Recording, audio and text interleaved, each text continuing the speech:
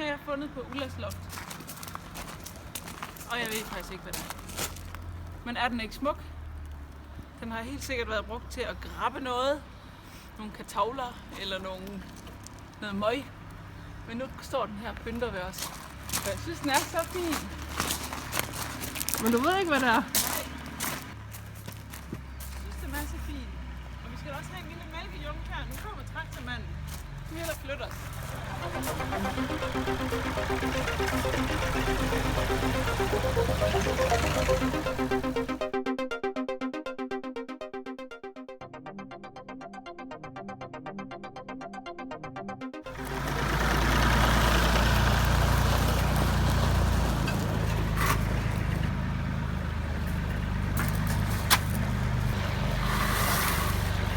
Og det er jo Ulla og Ibs gamle traktor, som vi har fået lov til at låne, og den skal have en kærlig hånd.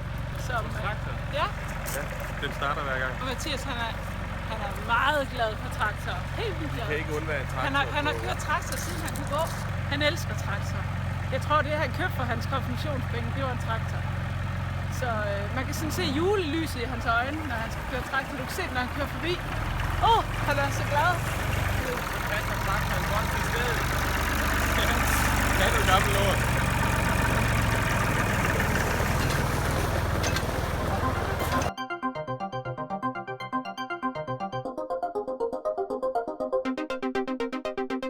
Vi får malet nye skilte i dag, og nu regner det jo.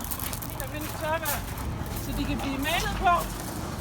Og vi skal jo have på vores gamle skilt. Der står der jo ikke noget om nogen Café Bedste, så det skal vi have på.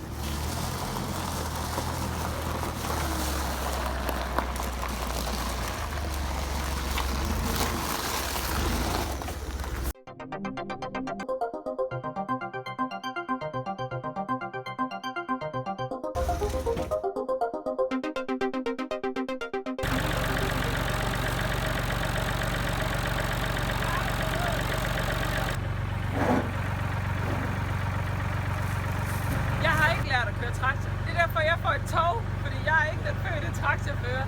Så jeg bliver trukket ligesom børnene. Skal lige lære at køre bil først?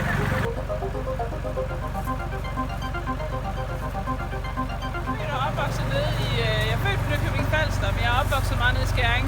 Så jeg har tilbragt meget af min barndom herude. Men jeg har boet inde i Aarhus i mange, mange år.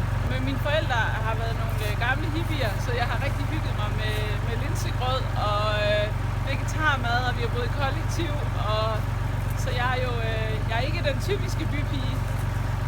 Og jeg elsker sund mad, og jeg elsker at købe mad ind til butikken. Og du elsker Mathias? Og jeg elsker Mathias.